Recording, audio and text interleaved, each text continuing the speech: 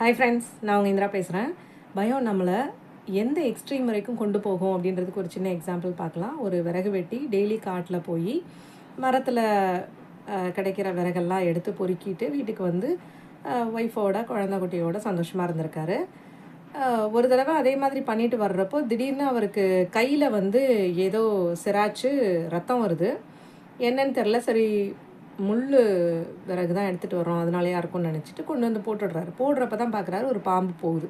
இப்போ அவங்க ஒய்ஃப் வந்து கத்துறாங்க. கத்துன உடனே இவர் வந்து அதை பார்த்துட்டு மயக்கம் போட்டு விழுந்துடுறாரு. என்னென்னா, இவர் வந்து அந்த பாம்பு நம்மளை கொத்திருச்சு அப்படின்னு நினச்சி மயக்கம் போட்டு விழுந்துடுறாரு. அவங்க ஒய்ஃப் வந்து அங்கே பக்கத்தில் இருந்த மருத்துவரை கூப்பிட்டு வந்து எல்லாம் பார்க்குறாங்க. இவருக்கு வந்து அந்த பயம் ஜாஸ்தியாகி சாப்பாடு தண்ணி இல்லாமல் 2-3 நாளில் இறந்தே போய்டுறாரு. ஆனால் உண்மை என்ன அப்படின்னா, அந்த ஓடினது தண்ணி பாம்பு, அது கொத்தவே இல்லை. முள் தான் அவரை வந்து குத்தி இருந்திருக்கு. ஆனால் பாம்பு கொத்திருச்சுன்னு நினச்சி அந்த பயத்திலேயே அவர் இறந்து போயிட்டார்.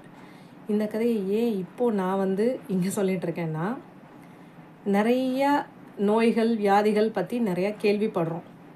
இந்த கேள்விப்பட்டு அதோட பின் விளைவுகள் இப்படி ஆயிருமோ அப்படி ஆயிருமோன்ற கதை கேட்டு வர்ற பயமே முக்கால்வாசி பேரை வந்து அழிச்சிருது. நான் எதை சொல்ல வரேன்னு உங்களுக்கு புரிஞ்சிருக்கும்னு நினைக்கிறேன். ஸோ நம்மளோட விதி வந்து ஆல்ரெடி எழுதப்பட்டது. யார் யார் பிறக்கிறப்போ யார் யார் எவ்வளோ நாள் இருக்க போகிறோன்றது நம்மளுக்கு எல்லாருக்குமே முன்னாடி தெரிஞ்ச விஷயந்தான். ஸோ இது தத்துவம்லாம் ஒன்றும் இல்லை. நம்ம பிறந்தோன்னா நம்மளுக்கு வந்து ஃபைனல் டே ஒன்று இருக்கும்.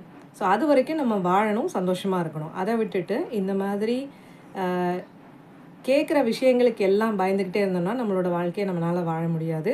முக்கால்வாசி பேர் வந்து பயத்தினால தான் லாஸ்ட் டைம் கோவிட் வந்தப்போ கூட இறந்தவங்க அதிகமே ஒழிய, வியாதி வந்து இறந்தவங்களை விட பயத்தினால இறந்தவங்க தான் ரொம்ப அதிகமாகவே இருந்தது அப்படின்ற சென்சஸ் உங்களுக்கே தெரிஞ்சிருக்கும்.